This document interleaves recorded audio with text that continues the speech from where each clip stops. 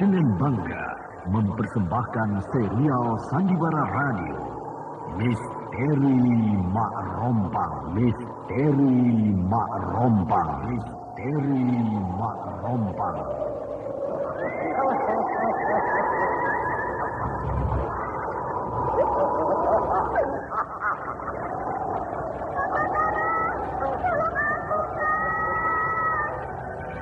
Cepat kemari Wulan.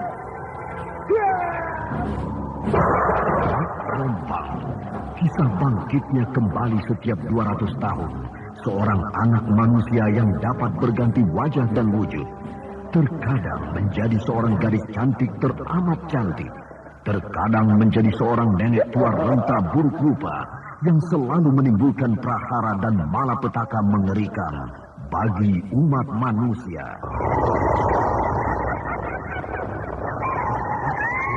Bahaya, kita dalam bahaya. Sina, cepat tinggalkan tempat ini. Tunggu Kamila, aku mau menutup warung dulu.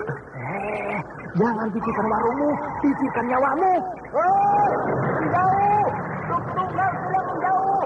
Aku tunjuk nyawa panas. Tuk-tukang ada di mana, Wina? Tuk-tukang ada di jalan bagus. Ini cepat. Ini keluar dari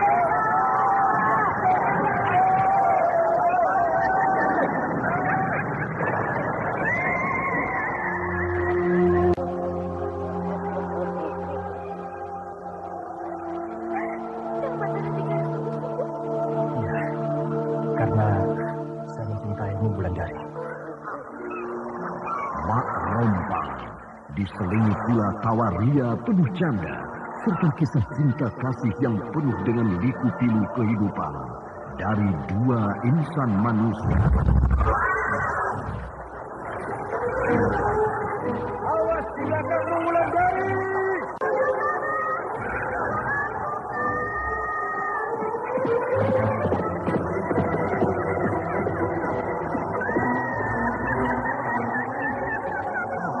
Celaka, Wulandari dibawa lari Mak Rompang.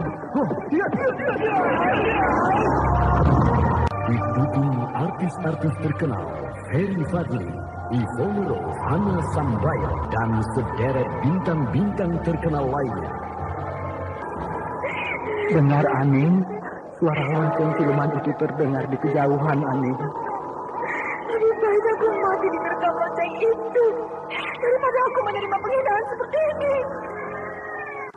Yang mana yang harus aku tolong? Aning atau bayinya ini?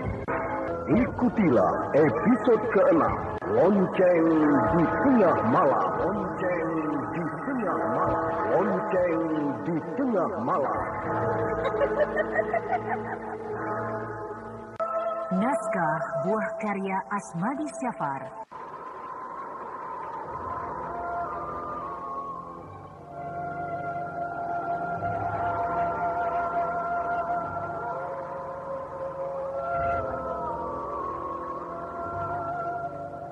Seri yang ke-19 ini didukung oleh Ivone Rose sebagai Wulandari, Eli Burhan sebagai Nyi Sepi, Heri Stiono sebagai Kimujur, Jumali sebagai Nata, Ani sebagai Angir, Ferry Fadli sebagai Batara, dibantu oleh Nike Dwi Astarina.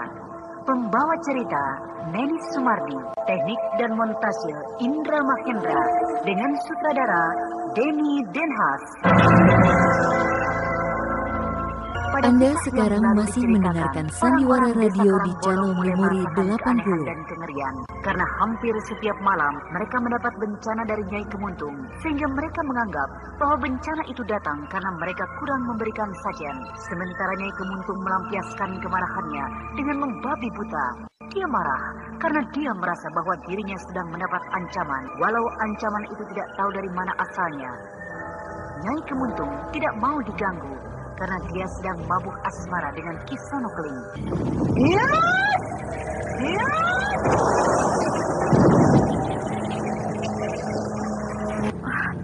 Kosong, tidak mengenai sasaran. Padahal tadi aku merasakan ada angin serangan menghantam kepalaku.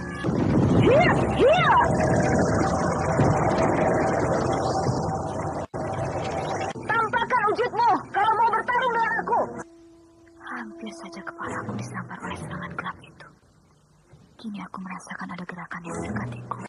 Walau aku tidak bisa melihatnya, aku harus tetap waspada. Karena dia pasti akan melancarkan serangan padaku. Sayang, aku tidak bisa melihat wujudnya. Padahal hari siang dan terang benderang begini.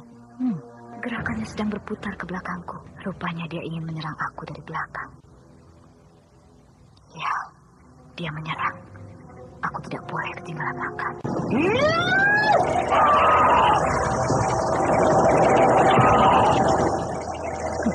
Benar. Seranganku tetap mengenai sasaran. Ini gunanya berlatih malam bersama Nyi Guru, sehingga aku tidak perlu melihat musuhku untuk melepaskan serangan. Suara arangan itu persis di hadapanku. Aku tidak boleh tunggu lebih lama. Aku harus melepaskan serangan 10 jari dewa.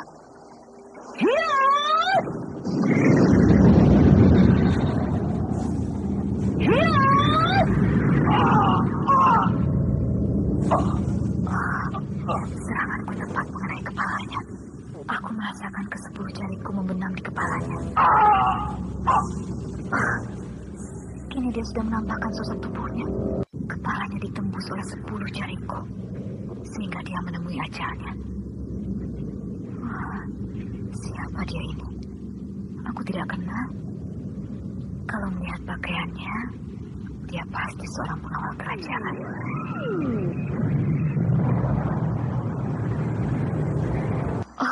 Mayat itu hilang tiba-tiba. Tempat apa ini? Tempat silumankah ini? Kenapa Nyi Guru menyuruhku masuk kemari? Tapi aku tidak boleh takut. Tidak boleh ngeri. Ya, kata Nyi Guru, hidup ini pun adalah sebuah kengerian. Ya, aku harus terus menempuh jalan lurus ini. Aku tidak boleh kembali.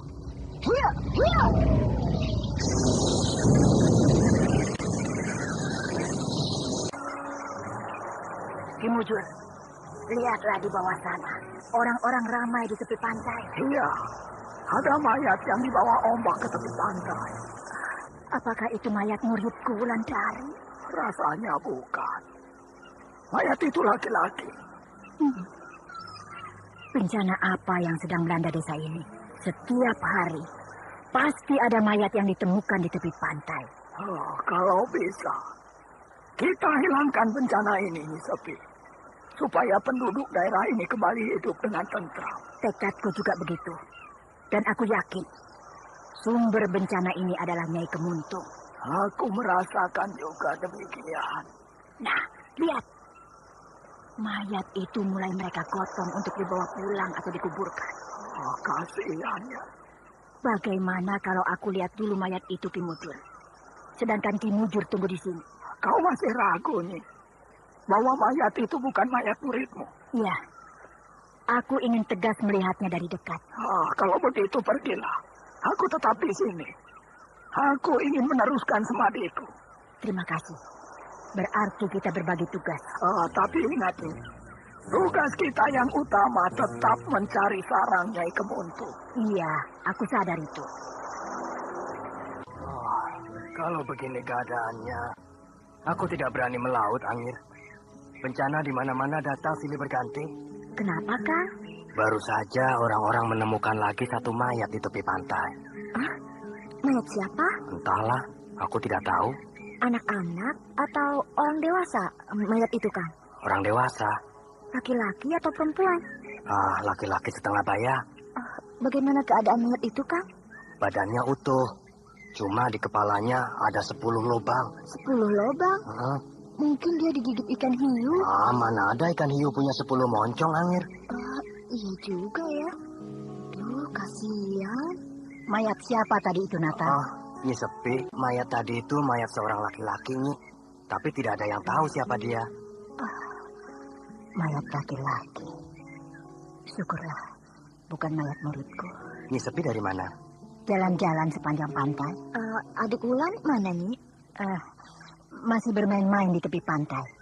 Maklumlah, kami ini kan orang gunung. Belum pernah melihat laut. Sehingga aneh dan menyenangkan bagi kami. Terutama bagi Wulandari. Apakah Wulandari melihat mayat itu? Tidak. Dia ngeri melihat mayat itu. Dan Aku pun juga demikian. Iya, Nyi. Sebaiknya Nyi Sepi memang jangan melihat mayat itu. Kenapa begitu, Nata? Karena luka di kepala mayat itu mengerikan. Luka di kepala? Bagaimana lukanya?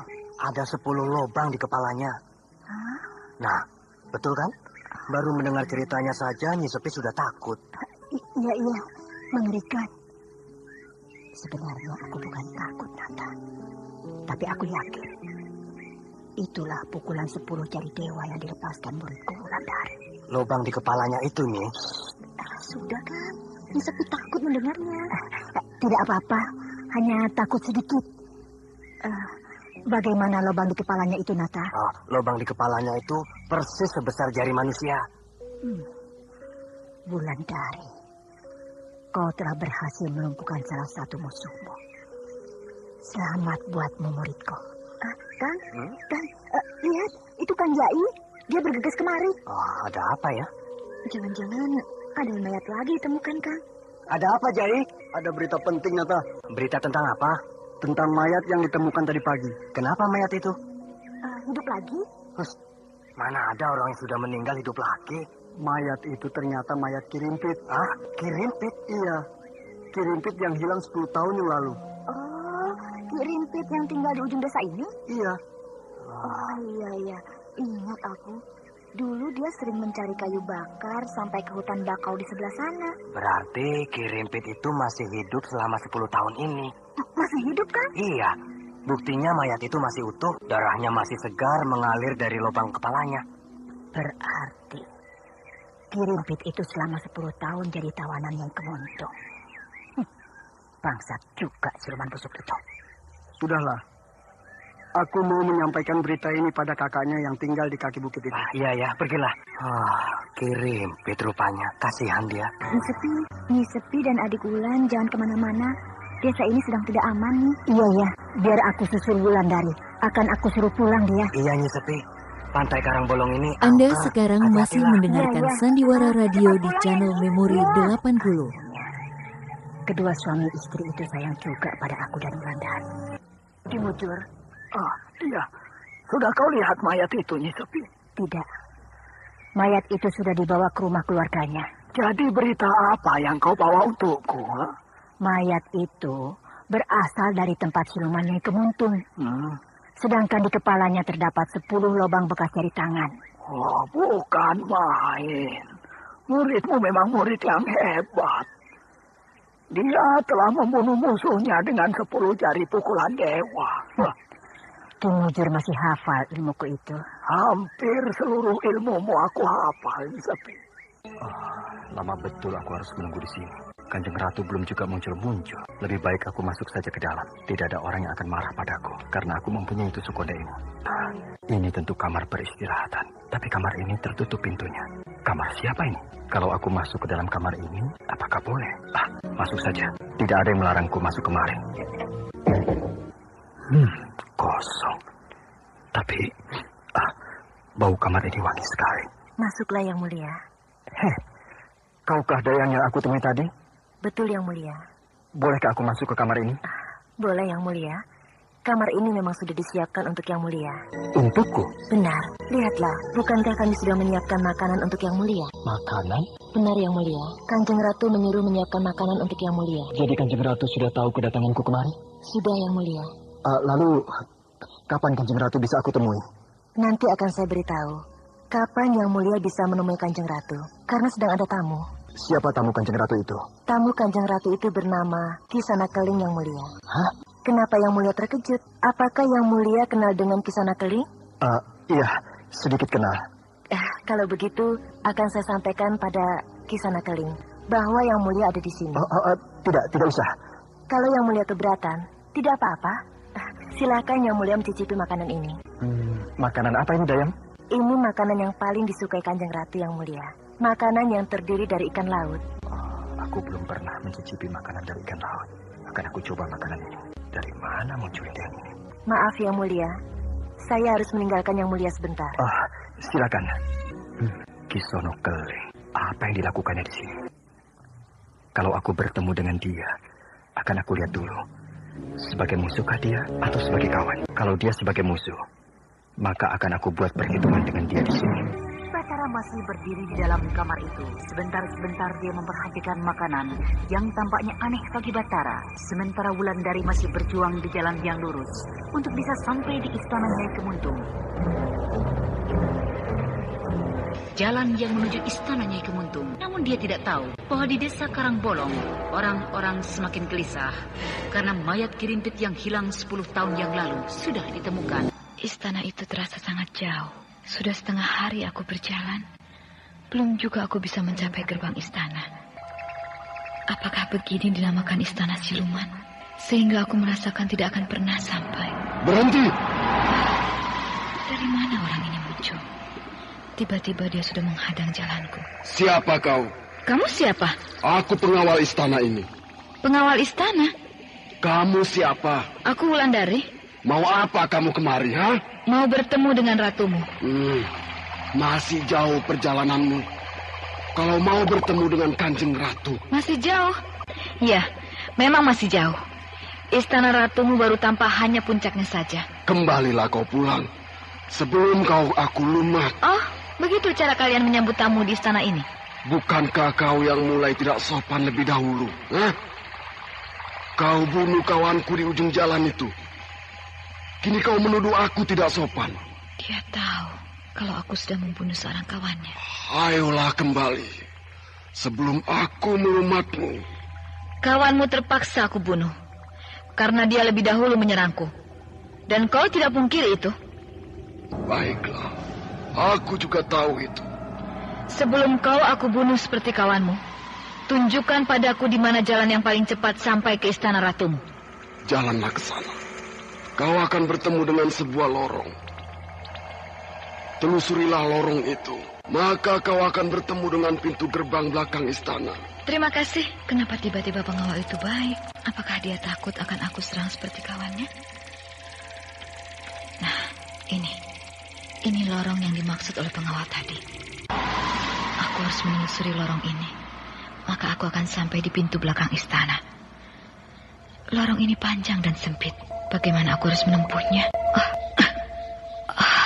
Sempit sekali. Semakin aku maju, badanku semakin terjepit. Kurang ajar. Pengawal tadi telah menipuku.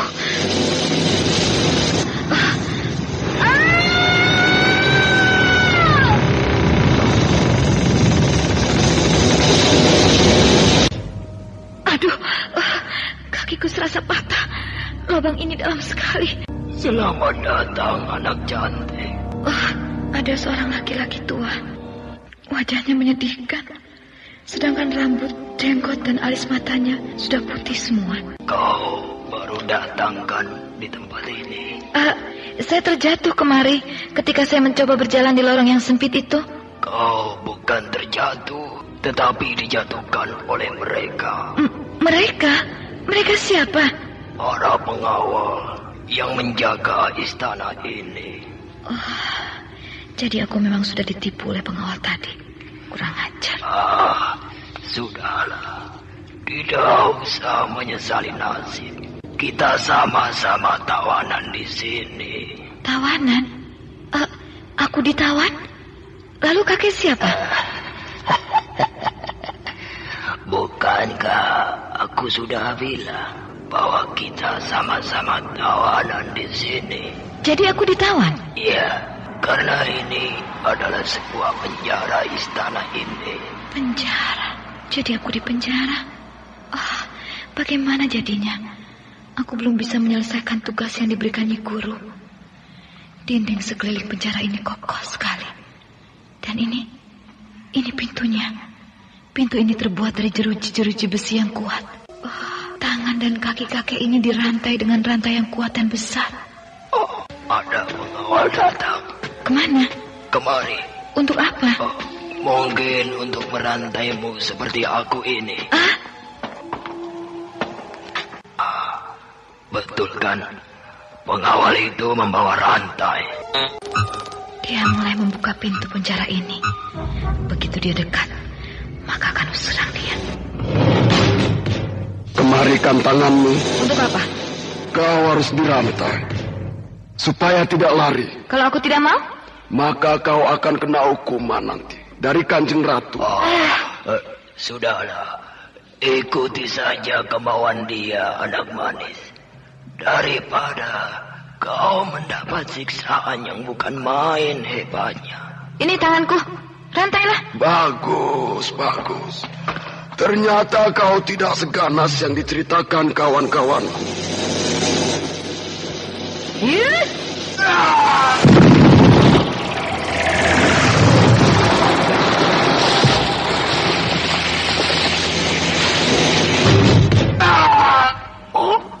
Kau apakan dia?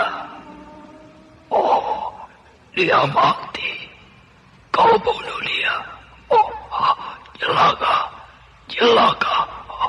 Kau pasti akan dihukum mati oleh Kanjeng Ratu. Kenapa? Karena kau sudah membunuh pengawalnya. Di luar sana, aku juga sudah membunuh seorang pengawal. Tapi ini lain. Ini pengawal pribadinya. Hah? Mayat pengawal itu hilang? Mayatnya sedang menghadap Kanjeng Ratu. Mayatnya menghadap ratunya? Aku tidak mengerti. Banyak hal-hal di sini yang tidak akan kita mengerti, nak. Cepat kemari, Angir. Bentangkan pukat ini. Iya. Terus ke sana. Iya. Tarik yang kencang. Angir, ada apa? Ada apa, Angir? Ada mayat di sana. Apakah mayat Wulandari? Tidak tahu, aku tidak tahu, Kang. Nyi Sepi, kemari cepat, Nyi. Ada apa, Nata? Ada mayat, mungkin mayat Wulandari, Nyi. Hah? Mana? Di sana, Nyi. Mari kita lihat. Ayo, Angir. Tidak, Kang. Aku takut melihatnya. Kalau begitu, kau tunggu di sini. Ayo, Nyi. Ayo. Nah, itu dia, Nyi. Mayat laki-laki. Berarti bukan Wulandari, Nyi Sepi. Iya, bukan cucuku. Mayat laki-laki. Di kepalanya terdapat lagi pukulan 10 jari dewa. Muridku, kau ternyata sudah merontokkan 2 musuh yang kau hadapi. Semoga kau tetap selamat. Mayat siapa ini, Nata? Entahlah, Nyi. Saya tidak tahu mayat siapa ini. Saya dan istri saya semakin cemas. Karena sudah 1 minggu Wulandari belum juga pulang ke desa ini. Jangan-jangan nasibnya nanti seperti mayat ini, Nyi. Ya, semoga saja cucuku itu selamat. Kau masih bertahan duduk di sini, Ki Mujur. Padahal sudah 1 minggu Wulandari pergi. Karena aku sedang cemas memikirkan muridmu itu, Nyi Sepi. Tadi pagi, aku dan orang-orang desa menemukan 1 mayat laki-laki di tepi pantai. Dan di kepala mayat itu ada 10 lubang jari tangan. Bukankah itu berarti serangan Wulandari, Ki Mujur?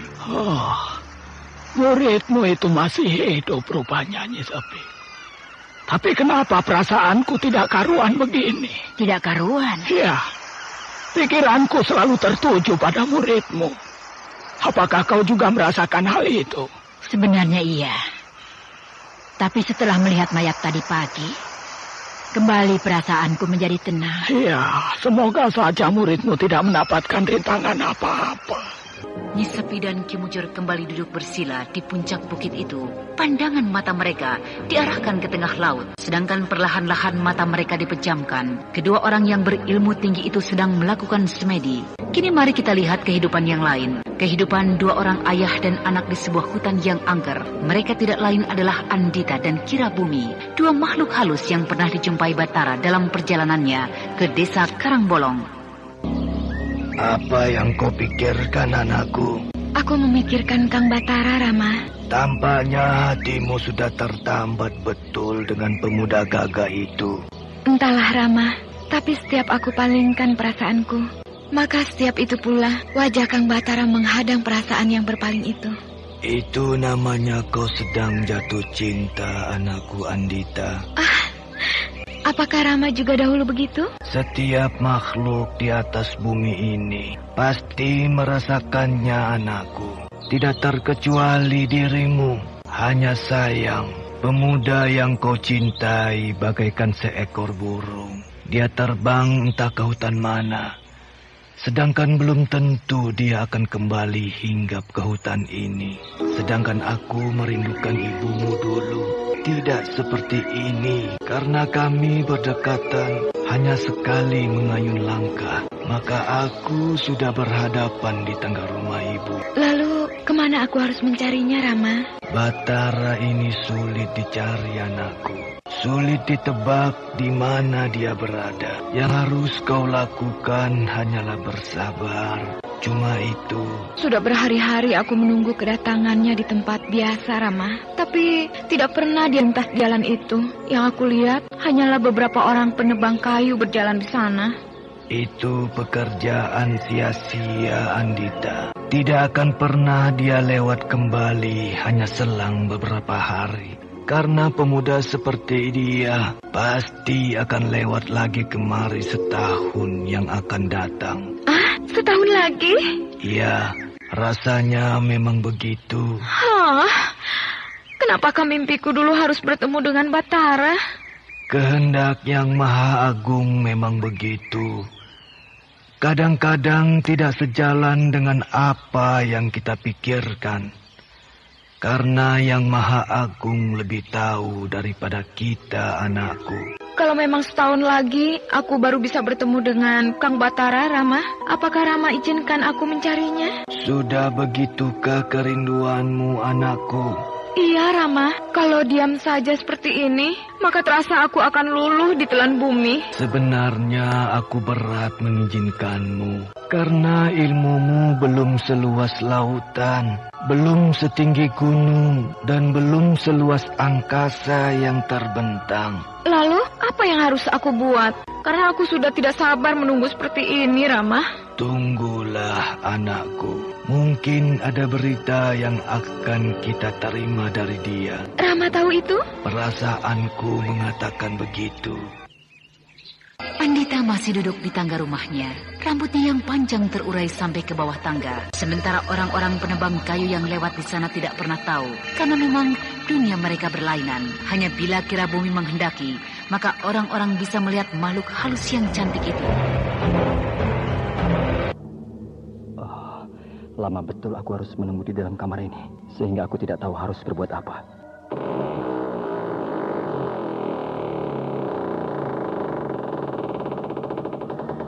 Lama menungguku, Tamu Agung? Lama juga. Sebaiknya aku simpan tusuk konde ini, supaya tidak dimintanya. Apakah aku sedang berhadapan dengan Kanjeng Ratu? Memang, tidak salah. Akulah Kanjeng Ratu Nyai Kemuntung yang berkuasa dan bersinggasana di istana Karangbolong ini. Kalau begitu maafkan aku, karena aku tidak tahu. Oh, tidak apa-apa. Ketidaktahuanmu itu masih wajar. Karena kau datang kemari dengan sopan. Dan kau datang kemari sebagai tamu agungku. Tamu agung? Aku tamu agung Kanjeng Ratu Nyai Kemuntung? Iya, kenapa terkejut? Seisi istana sudah membicarakanmu. Seluruh istana sudah tahu kedatanganmu. Seluruh isi istana kagum pada kegagahanmu. Bukankah itu pertanda tamu agung yang datang? Terima kasih. Ratu ini tampaknya masih muda dan agak genit. Aku tidak yakin kalau dia adalah ratu yang jahat. Mari, kita duduk di sini. Terima kasih. Jangan di sana. Mari duduk di sini. Derajat kita sama tinggi, sehingga kita duduk pun di tempat yang sama tinggi. Terima kasih, Kanjeng Ratu. Nah, ceritakanlah. Apa tujuan tamu agungku ini datang berkunjung? Celaka. Aku tidak punya tujuan datang kemari, kecuali hanya ingin tahu bagaimana sebuah istana kerajaan siluman. Bicaralah, tidak usah malu-malu. Aku hanya ingin melihat-lihat istana ini. Hanya itu? Ya, hanya itu. Dan aku berterima kasih karena aku disambut demikian ramah di istana ini. Kalau begitu baiklah, akan aku panggilkan Dayangku menemanimu berkeliling istana. Dayang, hamba Kanjeng Ratu, antarkan tamuku ini berkeliling istana. Bawa dia ke taman-taman istana. Buat dia supaya senang selama berada di istana ini. Hamba Kanjeng Ratu, pergilah dengan Dayangku, tamu agungku. Terima kasih Kanjeng Ratu. Ini lubang apa, Ki? Itu lubang ke bawah tanah. Akan aku coba masuk ke dalam lubang ini. Jangan anak cantik. Nanti kau terperangkap di dalam sana. Aku akan bersembunyi dari mereka. Percuma. kemanapun Anda kau sekarang masih mendengarkan mereka Sandiwara pasti tahu. Radio di channel Memori Karena ini tempat 80. mereka. Tapi aku ingin tahu, lubang apa ini? Kau akan menemukan tempat yang mengerikan di bawah sana. Jangan, percuma. Jangan kau lakukan. Aku ingin tahu, Kek. Terserahmu lah. Tapi anak muda memang selalu ingin tahu. Aku harus turun ke dalam lubang ini. Nah, ternyata lubang ini lebih besar bila dibandingkan lorong yang aku lalui tadi.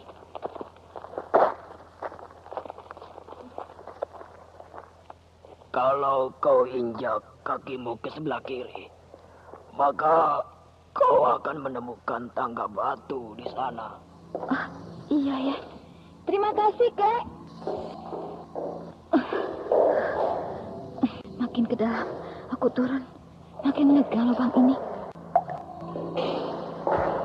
Wulandari sudah sampai di sebuah ruangan yang terkesan pengap. Karena di setiap sudut ruangan itu mengepul asap kemenyan. Sedangkan di setiap dinding ruangan itu terpampang lukisan seorang wanita yang sangat cantik. Lama Wulandari memandang lukisan itu, sehingga dia berdecak kagum. Namun ketika Wulandari memalingkan mukanya ke sebelah kanan, maka di sana tampak sebuah tempat tidur yang sudah usang. Di atas tempat tidur itu terbaring sesosok mayat seorang wanita. Namun wajah dan tubuh mayat itu tidak pernah rusak. Sedangkan di tempat tidur yang lain, ada pula sebuah mayat laki-laki. Mayat itu pun tidak rusak, sehingga keduanya bagai orang tidur saja layaknya. Dengan keberanian yang luar biasa, Wulandari mendekati mayat wanita itu. Wajah mayat itu persis seperti wajah lukisan wanita yang terpampang di dinding ruangan. Lalu dengan tidak merasa takut sedikit pun, Wulandari membetulkan rambut mayat yang terurai kusut itu. Dia sisir rambut itu dengan jari-jari tangannya. Lalu dia letakkan di samping kepala mayat. Dan tidak lama kemudian, dia kepang dua rambut itu. Sehingga Wulandari tersenyum ketika melihat hasil pekerjaannya. Namun ketika dia angkat jari-jari tangannya dari rambut mayat itu, maka terkejutlah Wulandari. Karena jari-jari tangannya penuh dengan darah. Darah dari rambut mayat yang cantik itu. Oh, darah. Dari rambut itu keluar darah. Oh, apakah mayat laki-laki itu juga rambutnya mengeluarkan darah? Rambut laki-laki ini bergerak bagaikan ular. Oh, mayat ini menyeringai ke arahku. Kenapa mayat-mayat ini ada di sini? Bukankah seharusnya mayat-mayat ini diurus dengan baik? Burung gagak. Dari mana datangnya burung gagak ini? Tadi burung ini tidak ada. Ah, mata burung itu menakutkan. Dia selalu mengawasi aku.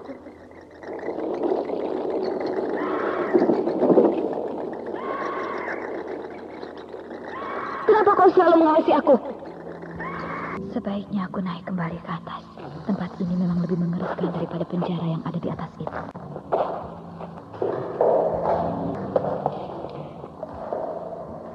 Oh, aku melihat bayangan hitam duduk di tangga itu. Kini bayangan hitam itu menghilang. Apa yang kau lihat di bawah sana, nak? Dua mayat yang terbujur di dua tempat tidur. Yang satu mayat laki-laki dan yang satu mayat perempuan, kan? Kakak tahu? Ya, tahu. Dan kedua mayat itu sebenarnya masih hidup di istana ini. Masih hidup? Betul. Yang laki-laki adalah budak di istana ini. Sedangkan yang perempuan adalah Nyai Kemuntung. Oh, jadi... Kalau saja mayat itu dapat dibawa kembali ke dunia kita, dunia alam manusia, maka habislah istana ini. Tentramlah penduduk Karangbolong. Karena pangkal bencana itu terletak pada kedua mayat yang kau lihat di bawah tadi. Tapi sayang, orang-orang di dunia kita tidak pernah tahu kejadian ini. Sedangkan kita tidak punya daya sama sekali. Bagaimana kalau aku bawa mayat itu ke dunia ramai? Tapi aku juga tidak tahu bagaimana cara membawanya. Sayang. Kalau saja Nyi Guru ada di sini, tentu beliau akan bisa memecahkan persoalan ini.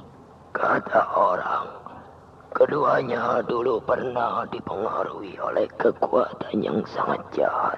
Sehingga keduanya menjadi seperti itu.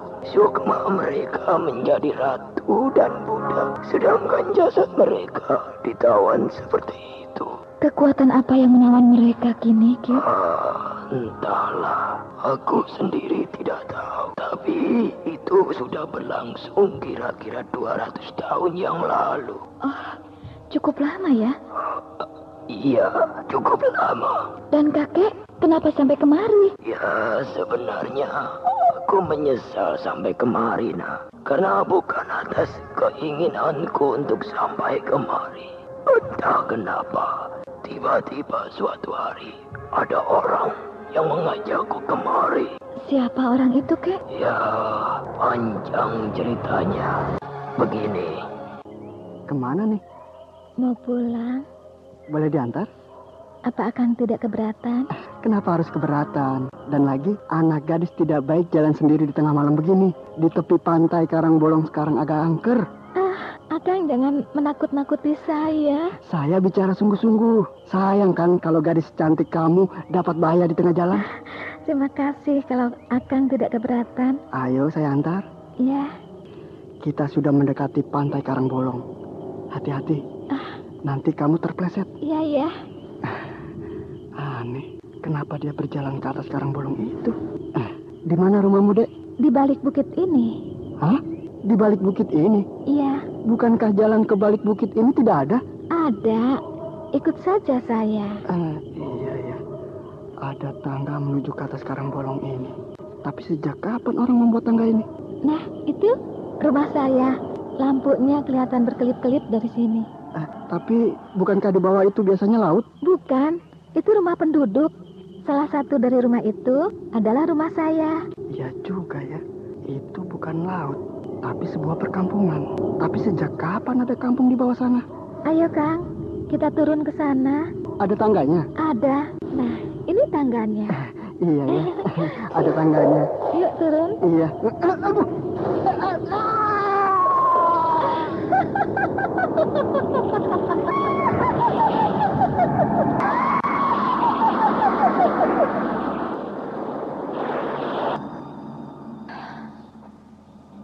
Mengerikan juga cerita Aki ya. Ya, begitulah kisahnya, nak.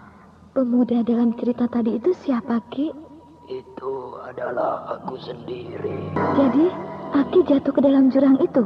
Iya, tubuhku menghantam batu-batu karang di bawah sana. Jadi, Aki sudah mati? Entahlah, tapi nyatanya aku sekarang berada di sini bersamamu. Kejadian itu sudah berlangsung 100 tahun yang lalu. Lama juga ya, Ki? Ya, memang lama. Walau bagiku, kejadian itu baru kemarin saja rasanya. Kenapa begitu, Ki? Ya, memang begitu. Contohnya kamu sekarang ini. Kamu sudah berapa lama sampai ke kerajaan ini, nak? Baru 1 hari, Ki. Itu perasaanmu saja. Padahal pada dunia kita, mungkin kamu sudah sebulan meninggalkan rumah. Hanya yang aku sesalkan, orang-orang di dunia sana menganggap aku bunuh diri. Hari siang, Aning. Aku harus ke pasar dulu. Apa yang akan Bapak beli di pasar? Entahlah, Aning. Aku juga tidak tahu. Uangku cuma sebegini ini. Apa yang bisa dibeli dengan uang sebegitu? Ya, kalau tidak dapat apa-apa. Aku hanya ingin melihat-lihat keramaian pasar saja. Bukankah hari ini hari pasar? Sayang ya, kita tidak punya uang yang berlebih. Kau mau apa, Aning? Aku ingin punya kemben yang lebih bagus dari ini, Pak. Ya, nantilah. Kalau aku dapat rezeki ya. Nah, aku pergi dulu. Jaga anakmu baik-baik ya. Iya, Gusti. Kenapa hidupku ini tidak pernah berubah dari dulu? Kirambat perjalanan yang sedang digelar di sebuah tanah lapang. Dia berjalan di bawah pohon-pohon yang rindang. Sementara anaknya Aning memandang laki-laki setengah baya itu dengan pandangan yang tak. Kirambat. Mari Ki, singgah dulu sejenak. Engkau rupanya. Ayolah. Tidak. Terima kasih. Aku mau beli ikan di sebelah sana. Lain waktu saja ya, aku pasti akan singgah. Ayolah Ki, singgahlah sebentar. Aku punya sesuatu yang bagus untuk Kirambat. Siapa tahu saja Kirambat ingin membelinya. Ayolah. Kau ini bisa saja. Dasar pedagang. Belum dilihat Ki Rambat sudah menolak. Ya, baiklah. Ayolah. Aku singgah sebentar saja ya. Nah, begitu Ki. Kau hendak memperlihatkan barang apa padaku? Hah? Ya, kemarilah sebentar. Jangan hanya berdiri di situ. Lihat barang ini Ki. Wah, ini sih barang mahal. Cawan ini pasti terbuat dari emas murni. Aku mana punya uang. Jangan keras-keras. Ini memang emas murni. Ki Rambat beli sekarang, nanti dijual di kota raja. Aduh, mengapa aku yang kau suruh menjual cawan ini? Orang tidak akan curiga kalau Ki Rambat yang membawanya. Apa karena pakaianku jelek seperti ini, lalu kamu menyuruh aku membawa barang curian? Bukan begitu maksud saya, Ki. Alah, sudahlah. Aku mau berbelanja, ya. Lain waktu saja kau bicarakan lagi. Ya? Ki Rambat tunggu. Aduh, Ki Rambat begitu saja marah. Dasar sial, biar miskin-miskin seperti ini, aku tidak mau membawa barang curian. Cawan mahal itu. Bisa-bisa nyawaku jadi taruhan. Biarlah dengan uang sedikit, tapi hidupku tenang. Ada apa itu di sana itu orang rame-rame berkerumun? Tolong jangan pukul saya!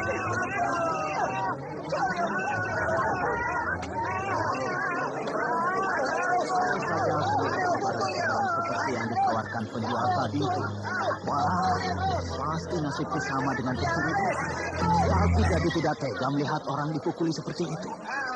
Sebaiknya aku segera pergi dari sini saja. Mau mencari apa, Ki Rambat? Kau Misra. Aku kira siapa? Wah, sudah besar kau sekarang ya. Mana ayahmu Misra? Ada Ki Rambat. Ia sedang istirahat di rumah. Ayahmu sakit? Tidak, Ki. Ia hanya sedang istirahat. Ia seorang pedagang yang rajin. Tidak heran kalau ia menjadi kaya. Ki Rambat bisa saja. Kami tidak sekaya yang Ki Rambat bayangkan. Buktinya kedai kami dari dulu begini-begini saja. Ya, biar kedaimu seperti ini, tapi di rumahmu emas bertumpuk-tumpuk. Wah, kalau kami punya emas bertumpuk-tumpuk, Ki, mengapa kami harus jual kain? Aku jual saja emas. Misra, ibumu bagaimana kabarnya? Sehat-sehat saja dia? Dia sudah lama meninggal, Ki. Meninggal? Sakit apa dia? Kenapa ayahmu tidak memberitahu aku? Ayah terlampau bersedih. Yang ia pikirkan hanya ibu dan dirinya. Maaf, Ki. Ia tak sampai memberi kabar pada Ki Rambat. Ya, sudahlah Misra. Salahku juga pergi tanpa memberitahukan di mana aku tinggal. Iya. Bagaimana kabar Aning, Ki Rambat? Ya baik-baik saja. Bayinya sudah besar. Wah, pasti ramai di rumah. Oh ya, Ki. Aku hampir lupa mempersilahkan Ki Rambat duduk. Tidak usah repot-repot, Misra. Aku tidak lama, ya. Nanti hari makin siang. Ki Rambat mau kemana? Terburu-buru. Nanti sajalah. Sebentar lagi bapakku akan datang kemari. Aku hendak membeli ikan di kedai ujung jalan itu. Orang bilang di sana ikannya selain murah, juga masih segar katanya. Oh, penjual ikan yang di ujung jalan. Iya. Aku kenal penjualnya, Kang Kusa. Oh, iya kan satu pasar. Masa kan tidak saling kenal. Bagaimana jadinya nanti? Bukan itu saja, Ki. Dia itu kan saudara sepupu ibuku. Bilang saja pada Kang Kusa, Ki Rambat saudara ayah. Pasti harganya lebih murah. Wah, lebih enak lagi kalau satu pasar penjualnya adalah saudaramu, Misra. Bisa-bisa tidak bayar aku. Baiklah, Misra. Aku pergi dulu ya.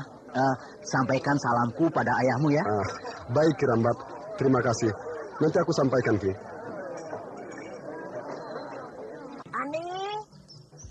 Kemarilah sebentar.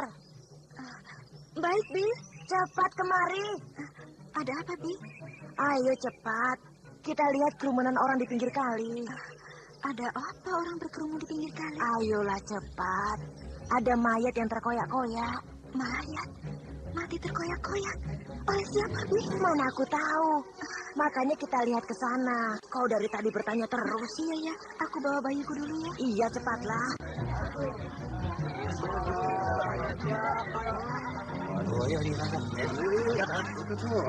Itu lihat, Aning. Itu mayatnya.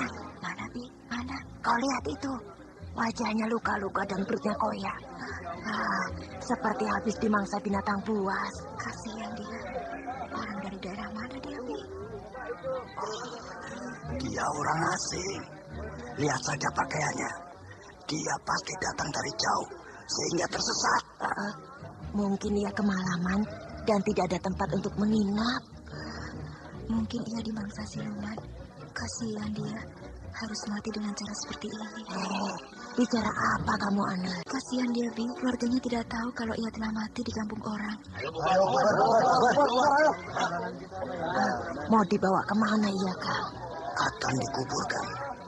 Ayo, Bi, kita pulang. Pak, apakah Bapak sudah dengar ada mayat di pinggir sungai? Kasihan dia, mati terkoyak-koyak. Siapa dia, Aning? Orang kampung sini? Kata orang, ia datang dari jauh dan tersesat di tepi hutan. Lalu pagi harinya, mayat itu ditemukan di pinggir sungai, Pak. Dibawa kemana dia sekarang? Oleh orang-orang ia dikuburkan. Pak, mungkin ia telah dimangsa oleh siluman yang akhir-akhir ini sering mengganggu desa kita itu, Pak. Aning, tidak baik kau berbicara begitu. Nanti ia mendengarnya. Tapi ia mati dengan luka-luka di seluruh tubuh dan perutnya koyak. Iya, mungkin saja, Aning. Tapi sudahlah, kita jangan membicarakan siluman itu lagi, ya. Bisa-bisa kita yang akan dimangsanya. Tampaknya malam ini aman, Aning. Kenapa begitu, Pak? Dengar saja, suara kentongan telah dibunyikan. Berarti para peronda sudah dapat keluar malam lagi.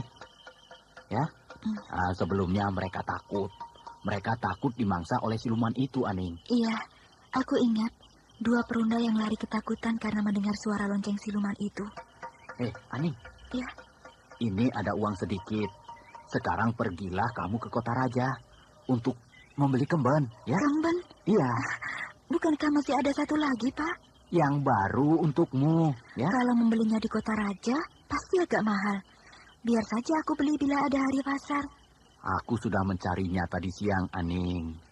Mereka bilang di kota raja harganya juga murah. Rasanya aku tidak ingin pergi ke kota raja kembali, Pak. Seolah-olah semua orang menatapku dan menertawakan aib diriku. Aning. Kamu ini ada-ada saja.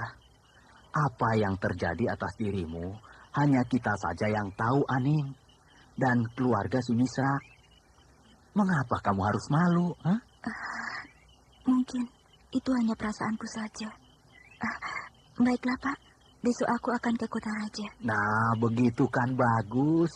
Sambil kamu berjalan-jalan di sana, ya? Pak, ada yang mengetuk pintu. Kang, buka pintu, Kang. Aku Sunti. Nih, ya. Intip di celah pintu ini. Benar si Sunti. Biar aku yang bukakan pintu, Pak.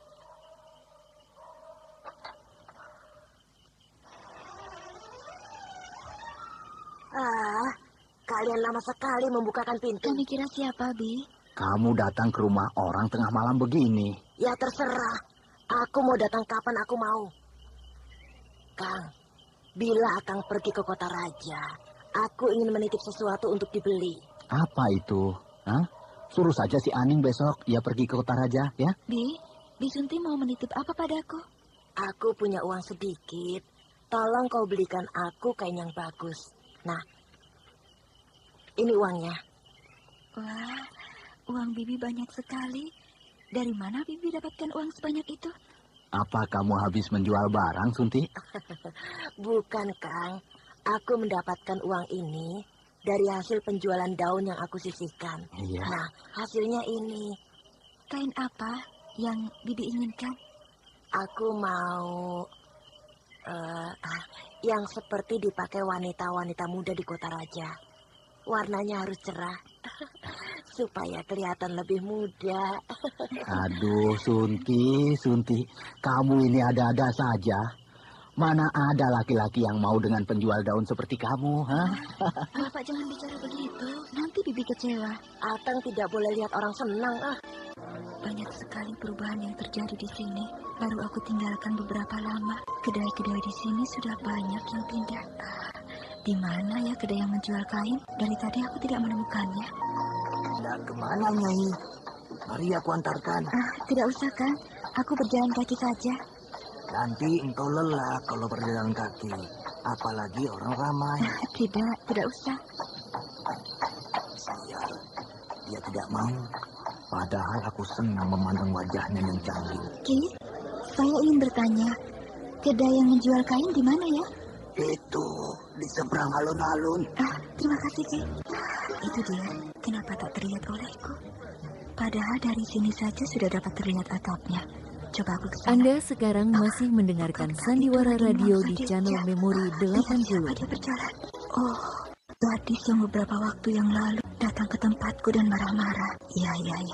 Aku ingat sekarang. Ia marah padaku karena mengira bahwa aku adalah istri Kang Batara. Tidak aku sangka. Gadis itu yang sekarang berada bersama Raden Wangsadirja. Raden Wangsadirja benar-benar mencapakan aku. Mungkin ia tidak ingat lagi pada aku dan bayinya. Minggir, kamu di jalan. Iya. Sebaiknya aku pulang saja. Kota raja ini semakin membuatku bersedih. Mengapa orang yang baik selalu cepat pergi seperti Kang Batara itu, sedangkan orang-orang seperti Raden Wangsadirja dan perempuan semacam Gandini itu semakin banyak. Mungkin ini sudah nasibku, dan orang yang jahat seperti Raden Wangsadirja akhirnya menikah dengan perempuan seperti Gandini. Kalau aku sedih begini, aku jadi teringat Kang Batara. Di mana dia sekarang? Apakah dia ingat juga padaku dan keluargaku? Akhirnya, Aning bertemu kembali dengan Raden Wangsadirja, yang juga ayah dari bayinya. Walaupun ia tidak melihat Aning berada di tempat itu. Betapa kecewanya Aning ketika melihat Raden Wangsadirja berjalan dengan Gandini, perempuan yang pernah datang padanya, lalu marah karena mengira ia adalah istri Batara. Namun ia juga senang karena pada akhirnya orang seperti Wangsadirja mendapat kekasih seperti Gandini. Aning tampaknya mencoba menahan rasa sedih. Cepat dia menyelinap di kerumunan orang banyak di kota itu, sementara Kirambat harap-harap cemas menunggu anaknya kembali. Karena sudah 1 hari, Aning belum juga tampak di halaman rumahnya. Apa yang kau ingin beli lagi, Gandini? Tidak ada, Kang. Cuma ingin melihat perempuan yang berdiri di pasar itu. Perempuan yang mana? Tadi ada seorang perempuan memperhatikan kita dengan kesal. Mungkin dia tidak suka aku berjalan bersama Kang Wangsa. Coba. Aku suruh si Kimpur. Kimpur, kemari kau. Iya, Den Wangsa panggil saya. Kau cari perempuan yang berdiri di dekat tukang penjual kain tadi. Betul kan ini? Perempuan itu berdiri di dekat tukang jual kain itu? Iya, dia berdiri di situ tadi. Tapi kini dia sudah bersembunyi di balik keramaian orang-orang itu. Cepat kejar dan bawa kemari. Baik, Den. Kau akan lihat. Bagaimana kalau aku menghukum orang yang berani mengganggu ketentramanmu? Den. Ini Den orangnya. Memang dia orangnya? Maaf, Den. Apa salah saya? Kau rupanya? Kau selalu membuat aku kesal. Ayo, Kang, hukum picis orang ini. Ampun, Den. Jangan hukum saya. Tidak punya salah apa-apa. Tidak punya salah? Hah? Apa katamu? Tidak punya salah? Ayo, Kang Wangsa, hukum dia. Biar dia tahu siapa aku. Betul dia yang melihatmu tadi, kan ini? Betul, Kang. Perempuan ini sudah aku kenal beberapa bulan yang lalu. Dia selalu meremehkanku. Dan kini aku ingin memberi dia pelajaran. Ampuni saya. Saya tidak punya salah apa-apa. Saya hanya kebetulan melihat Raden berdua. Hanya itu. Ayo, Kang. Dia sudah jelas melihat dengan pandangan menghina aku. Apalagi yang Kang Wangsa tunggu. Dia tidak begitu salah sebenarnya, Gandini. Kalau Kang Wangsa tidak mau menghukumnya. Saya minta maaf. Minta maaf, beribu maaf. Kalau saya memang salah, Den. Ampun, Den. Kalau perlu, aku bunuh kau perempuan gembel. Jangan, Den. Jangan. Kasihani saya, Den. Saya punya anak kecil di rumah. Dia butuh saya. Dia masih menyusu, Den. Oh, masih punya anak kecil kamu di rumah? Iya. sekarang bilang pada ayah anakmu ya, bahwa aku yang bernama Gandini menantangnya untuk berkelahi. Maaf, Den.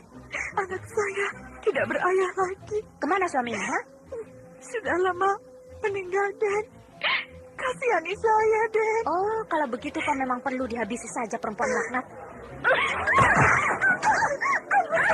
Ampuni saya. Saya mohon ampun, beri maaf. Kau harus bersiap untuk mati ya.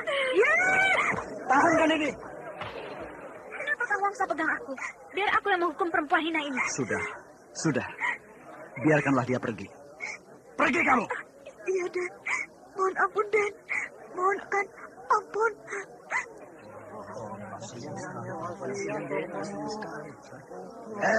Ayo bubar. Tidak ada tontonan di sini. Ayo. Kimpur, selidiki di mana perempuan tadi menginap. Baik, Den. Seharusnya tidak usah kau pukul sampai dia terjatuh di tanah, Gandini. Kenapa? Kang Wangsa membela dia? Bukan membela. Ya, memang dia cukup cantik kan sehingga Kang Wangsa jadi jatuh kasihan pada perempuan itu. Bukan begitu maksudku, Gandini. Tapi siapa yang tahan menerima pukulanmu, Gandini? Kimpur saja kalah olehmu. Apalagi perempuan yang tidak punya kepandaian apa-apa seperti dia tadi. Memang Kang Wangsa terkesima melihat kecantikan perempuan tadi sehingga Kang Wangsa jadi kasihan. Kalau soal cantik, tentu kau lebih cantik daripada dia. Mari kita pulang. Kenapa harus pulang? Apa kau tidak sadar kalau kita sedang jadi tontonan orang? Siapa itu? Saya, Den. Kimpur. Bagaimana hasil tugasmu? Begini, Den. Perempuan itu tinggal di rumah tukang kain, Den. Tapi sore ini dia akan pulang ke desanya. Baiklah. Den. Ternyata perempuan itu cantik juga ya, Den. Walau dia miskin seperti itu. Lalu, kalau cantik bagaimana? Ya, kalau Den Wangsa mau bermain-main barang sejenak dengan dia, akan saya usahakan, Den. Kamu ini ada-ada saja, Kimpur. Kalau terdengar oleh Gandini, habis aku. Ya, kalau Den Wangsa mau. Tapi kalau tidak mau, ya buat saya saja, Den. Kamu ini ada-ada saja, Kimpur. Aku peringatkan sekali lagi. Jangan coba-coba kau jamah perempuan itu. Paham? Mengerti, Den. Kimpur tidak tahu kalau perempuan itu adalah bekas istriku. Nih, untukmu. Terima kasih, Den. Betul apa yang disampaikan Kimpur padaku. Aning pulang ke desanya sore ini.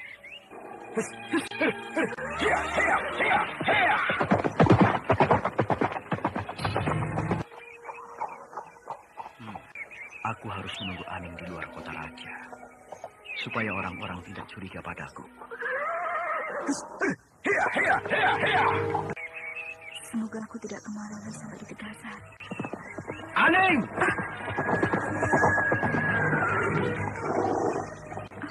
Mau apa lagi Raden Waksa Dirja mencegat aku di tempat seperti begini? Aning! Raden Wangsa. Kenapa kamu begini? Maaf, Den. Maafkan atas kesalahan saya tadi siang. Kamu tidak usah takut, Aning. Kamu tidak punya salah apa-apa padaku. Tapi saya mohon beri maaf atas kelancangan saya melihat Raden Ayu tadi, Den. Sudahlah. Aku menemuimu di sini bukan untuk urusan tadi siang. Tapi aku ingin menanyakan keadaan anak kita. Bagaimana keadaan anak kita, Aning? Maaf, Den Wangsa. Saya tidak berani mengatakannya. Karena dulu Den Wangsa sudah berpesan pada saya supaya saya tidak boleh memberitahu pada anak saya kelak dan pada siapa saja bahwa anak saya adalah anak Den Wangsa juga. Tapi di sini kan tidak ada siapa-siapa yang mendengar pembicaraan kita, Aning. Maaf, Den Wangsa, saya tetap tidak berani mengatakan bahwa anak yang saya lahirkan adalah anak Den Wangsa. Aning, walau bagaimanapun anakmu itu adalah darah dagingku. Paham kamu? Ampun, Den. Saya mengerti. Paham. Nah, bagaimana keadaannya? Dan siapa namanya? Keadaannya baik, Den. Dan namanya saya beri nama Tapasudana. Berarti anakku itu laki-laki. Betul, Den. Laki-laki. Nah, ini uang untuk mengobati luka-lukamu itu. Dan ini uang untuk Tapasudana. Terima kasih. Tapi saya tidak berani menerimanya, Den. Kalau kau tidak mau menerima pemberianku ini, berarti kau menghina aku, Aning. Ampun, Den. Saya tidak menghina Den Wangsa. Tapi saya takut menerimanya. Kau harus mengambilnya. Cepat. Iya, Den. Terima kasih. Nah, Aku harus kembali ke kota raja. Pesanku, jangan kau bilang pada siapapun bahwa Tapas Sudana adalah anakku.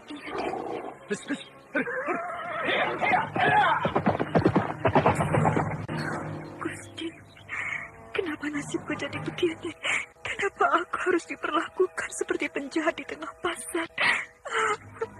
Gusti, lindungilah aku ini. Bapak, kenapa nasibku harus begini, Pak? Sudahlah, Ani. Kau sudah selamat sampai di rumah pun Bapak ini sudah senang, Ani. Aku diperlakukan seperti seorang penjahat di tengah pasar tadi siang. Aku dipukul dan ditendang oleh anak lurah Lubuk Mentilin itu, Pak. Iya. Iya, Hani. Kita ini orang kecil. Kita tidak bisa berbuat apa-apa terhadap mereka, Ani. Karena mereka adalah orang-orang yang mempunyai darah bangsawan. Aku tidak mau menerima pemberian ini. Aku sudah bersumpah bahwa aku akan membesarkan Tapas Sudana dengan caraku sendiri. Iya. Bukan dari pemberian Raden Wangsadirja. Tidak baik menolak rezeki, Ani. Tidak baik. Aku tidak mau rezeki seperti ini, Pak. Aku tidak mau. Sudahlah, Ani. Hapus air matamu itu. Dengar, Ani. Suara lonceng siluman itu terdengar di kejauhan, Ani. Lebih baik aku mati diterkam lonceng itu daripada aku menerima penghinaan seperti ini. Ani, kau ini bicara apa, Ani? Lebih baik mati, Pak. Ani, jangan keluar, Ani, jangan keluar. Oh, yang mana yang harus aku tolong? Ani atau bayinya ini? Diam, cucuku. Diam. Kakek harus mengejar ibumu dulu ya. Celaka. Kalau aku tinggalkan bayi ini, pasti bayi ini akan diterkam oleh siluman itu. Diam, sayang. Diam, cucuku. Diam ya. Kakekmu ada di dekatmu. Diam. Tidak seorang pun yang akan berani mengganggumu. Diam ya. Diamlah. Nah, begitu ya. Jangan menangis terus ya. Bayi ini sudah tenang. Sekarang yang harus aku lakukan adalah mencari Ani. Ki, Kirambat. Ki, siapa di sana? Saya Tembong. Saya membawa Aning pulang, Ki. Aning, syukur kau sudah pulang. Duduk, nak. Duduklah. Iya, terima kasih. Untung ada kamu, nak. Kalau tidak, wah, aku tidak tahu apa jadinya anakku ini. Kebetulan saya lewat di desa ini. Saya melihat ada seorang perempuan berlari seperti kesetanan. Maka saya pegang dan saya bujuk, Ki. Ternyata perempuan itu adalah Aning, Ki. Jadi kamu sudah tahu nama anakku? Sudah. Dari Batara. Kang Batara? Batara dari Lubuk Mentilin? Iya, Ki. Saya adalah sahabat Batara. Ternyata orang yang menyelamatkan anakku pasti orang-orang yang berasal dari Lubuk Mentilin. Terima kasih, Kang. Saya tidak menyangka kalau Kakang ini adalah sahabat Kang Batara. Iya. Saya pernah melihat Aning sewaktu orang-orang Lubuk Mentilin mengungsi kemari dulu. Iya. Dulu beberapa bulan yang lalu, penduduk Lubuk Mentilin memang pernah mengungsi kemari. Siapa nama anak muda ini? Nama saya Tembong, Kirambat. Tembong ya, Tembong. Terima kasih, Kang Tembong. Iya. Bagaimana kabar Kang Batara sekarang? Baik. Tapi sudah lama Batara tidak ada di Lubuk Mentilin. Kemana Kang Batara sekarang? Entahlah. Tidak ada seorang pun yang tahu kemana dia. Batara hilang pagi ditelan bumi. Batara itu orangnya aneh. Dia hilang tiba-tiba dan muncul juga dengan tiba-tiba pula. Ya, Batara orang aneh dan orang baik, Kirambat. Iya, kami sudah merasakan kebaikannya. Kalau kau tidak keberatan, anak muda, tidurlah di rumah kami, ya kan ya? Iya Kang, menginap di sini biar kami ada kawan. Iya. Saya akan menginap di rumah ini. Tembong dan Kirambat masih berbincang-bincang sampai jauh malam. Sementara Aning sudah berada di samping bayinya. Tampak anak kecil itu sangat bahagia tidur di samping ibunya. Aning, kemarikan bayimu. Biar aku yang menjaganya. Iya, terima kasih Kang. Tapi apakah tidak merepotkan Akang? Tidak. Aku biasa menjaga anak kecil. Dulu aku sering menjaga adikku saat ibuku sedang sibuk. Kang Tembong tidak malu menggendong anak dan menidurkannya. Mengapa mesti malu, Aning? Aning, cara menidurkan bayi kau tanyakan pada si Tembong ya. Lihat caranya menggendong bayi seperti sudah terbiasa. Kira tahu saja. Biar begini-begini, saya sudah paham soal bayi. Sebentar, aku pergi dulu ya. Akan mencari kayu ke tepi hutan. Siang nanti baru aku kembali. Baik, Pak. Baik, Ki. Aning, ya. Ini bayimu sudah tidur. Bawa ia ke dalam. Ya, di sini banyak angin. Nah, nanti sakit. Iya kan? Kau sekeluarga tinggal di desa Tegalsari ini sudah berapa lama, Aning? Ya, lama juga, Kang. Mengapa Akang bertanya begitu? Tidak. Tinggal di sini sangat menyenangkan. Rumah tidak terlalu banyak, sehingga tidak terlalu ribut. Nah, lihatlah di puncak gunung.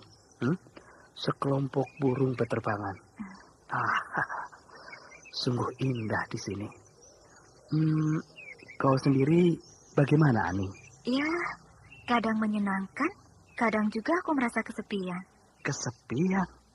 Maksudmu? Maksudku, Kang, di sini aku tidak banyak mempunyai teman, sehingga aku merasa kesepian. Paling-paling yang aku kenal hanya Bisunti. Bisunti? Nah, ya.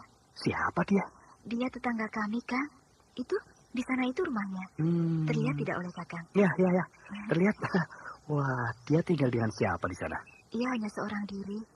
Sehari-hari ia bekerja sebagai penjual daun. Dikumpulkan uangnya sampai ia dapat menghidupi dirinya. Wah, hebat sekali perempuan itu. Siapa tadi namanya? Bisunti, Kang. Ya. Kami sudah menganggapnya sebagai keluarga. Kadangkala sehabis pulang dari pasar, ia suka membawakan kami makanan. Kadang aku iri pada Bisunti. Walaupun ia hidup sendiri, namun ia masih mampu membagi makanannya pada orang lain. Sedangkan kami bisa makan pun sudah untung. Aning, kau tidak boleh berkata seperti itu, Aning. Jangan terlalu menyalahkan dirimu. Lihat aku, selalu saja diremehkan oleh orang lain. Namun aku tidak merasa kecewa. Siapa yang suka meremehkan, Kang Tembong? Banyak, Aning. Masa kau sendiri tidak melihat bahwa aku seperti ini? Tidak ada dari diriku yang dapat aku banggakan. Oleh karenanya, banyak orang yang meremehkan aku. Kang Tembong, tolong aku sebentar ya. Tolong Akang tiup bambu ini agar tungkunya menyala. Itu pekerjaan mudah. Mari, aku yang kerjakan. Nah, lihat. Wah, seperti ini. Apa bedanya dengan yang aku lakukan? Coba kau lihat bajumu sendiri. Nah, itu jelaga di mana-mana. Ya. Sedangkan aku, tidak ada jelaga yang melekat. Kang Tembong memang hebat ya. Biasa saja, Ning. Tunggu. Biar aku yang angkat airnya. Biar, Kang. Biar aku saja. Sudah aku saja.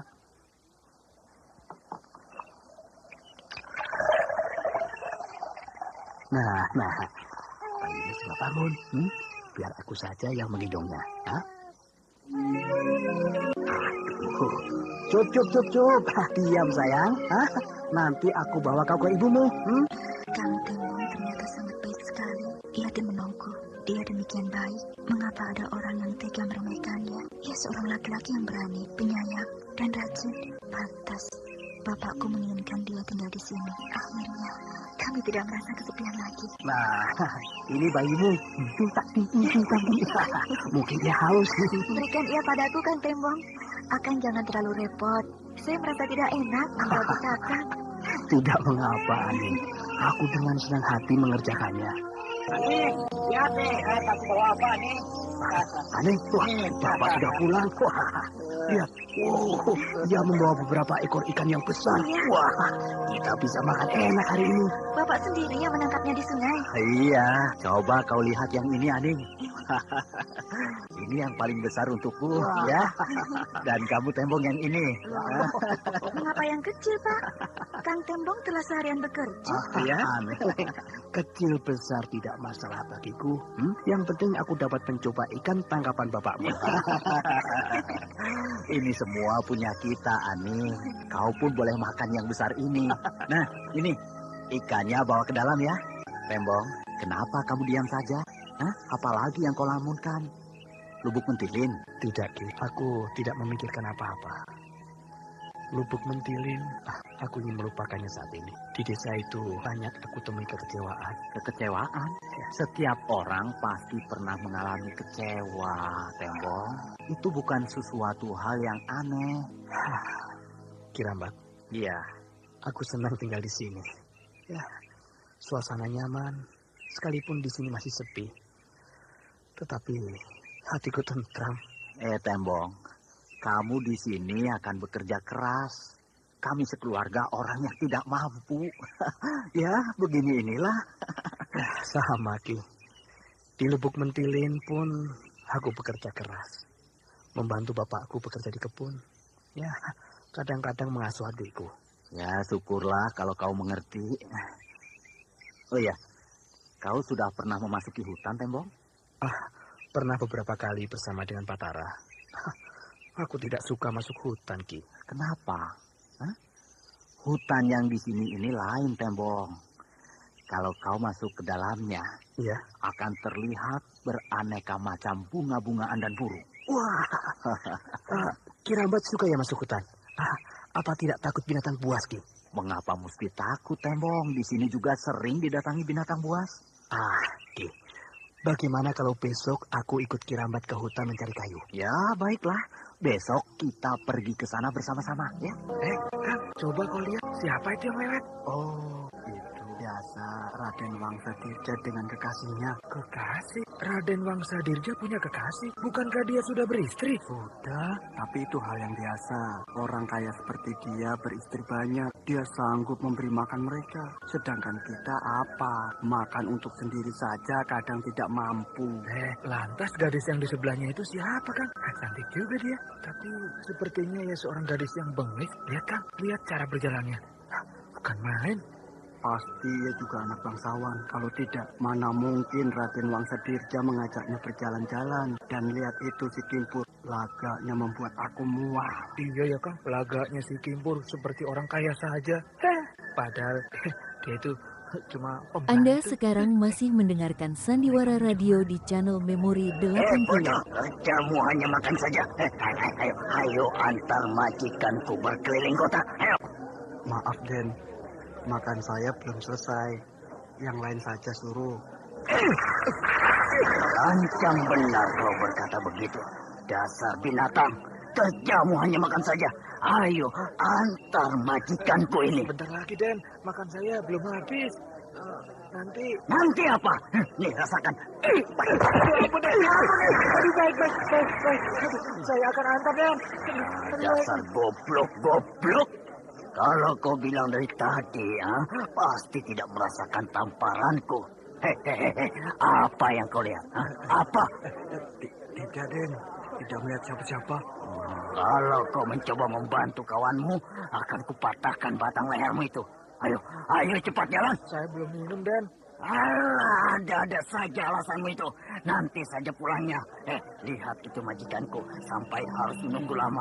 Maaf, Den Wangsa. Ibu Debah ini terlalu banyak mulut. Ya, jadi terpaksa saya harus bereskan. Awas kau Kimpur. Suatu hari nanti batang lehermu yang kupatahkan. Kalau perlu, sekalian majikanmu. Mengapa begitu gelap di sini, Ki? Hari masih terlalu pagi, Tembong. Lihat saja sinar matahari belum ada, ya kan? Tapi kamu dengarkan suara nyanyian burung-burung itu, Tembong. Enak kan? Iya, Ki. Indah bukan main. Setiap pagi mereka melakukan nyanyian alam yang indah. Kicauan burung-burung itu untuk menyambut datangnya matahari pagi, Tembong. Bukan main, Ki. Wah, sungguh indah kicauan mereka. Iya. Wah, saling bersaut-sautan menyemarakkan hutan ini, Ki. Bagaimana tembok? Menarik bukan? Ya. Coba kau lihat di sana itu tembok. Bunga-bunga hutan yang tumbuh pada batang kayu. Wah, warna-warnanya sungguh menakjubkan, bukan? Aku pernah masuk hutan, Ki. Tetapi belum pernah aku menikmati seperti ini. Kicauan burungnya, bunga-bunga, dan wangi daun-daun hutan. Tembong, Iya, di dalam hutan ini banyak binatang-binatang buasnya. Wah, lebih-lebih kalau kamu sampai masuk ke dalam sana. Iya, Ki. Bisa-bisa kamu ketemu dengan wanita yang cantik, Tembong. Yang benar, Ki. Apakah Ki Rambat pernah melihatnya? Iya, memang belum. Itu kan kata orang. Kenapa, Tembong? Seperti apa ya mereka? Wah, pasti cantik-cantik ya, Ki. Kulitnya kuning langsat, rambutnya hitam panjang berkilauan kalau terkena sinar matahari. Aduh, kamu ini bicara apa, Tembong? Tentang bidadari yang mandi. Aduh, Aku Tembong. katakan, wah, pasti mereka cantik-cantik dan... Tembong, kamu ini jangan berhayal, Tembong. Iya, Ki. Kalaupun mereka ada, pastilah mereka marah-marah kalau kita bisa melihatnya, Tembong. Marah, Ki? Iya. Mengapa harus marah, Ki? Kan kita hanya melihatnya mandi, Ki. Tentu saja mereka akan marah, Tembong. Coba saja kalau kamu mandi dilihat orang, pasti kamu marah juga, kan? Iya, kan? Iya, ya. Ki, ya, Ki Rambat. Wah, lihat ikan di dalam sungai itu, Ki. Wah, berenang-renang di sela-sela batu. Kita tidak menangkapnya, Ki. Wah.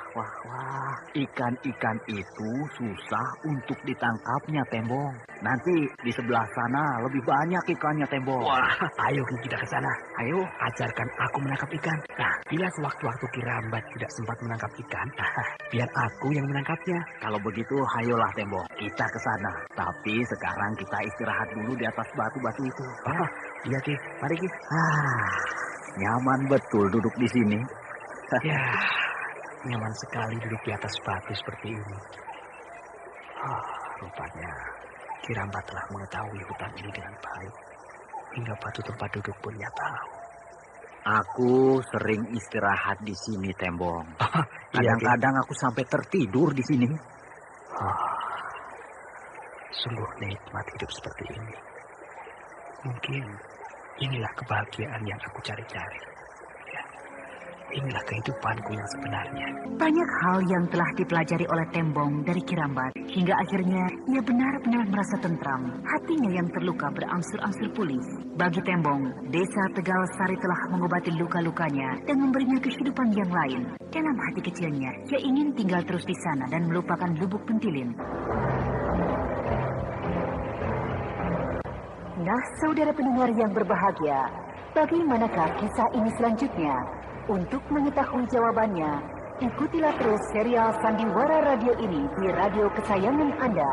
Sampai jumpa.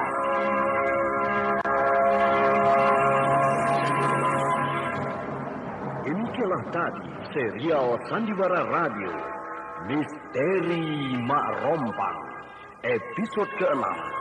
Lonceng di tengah malam. Lonceng di tengah malam. Lonceng di tengah malam.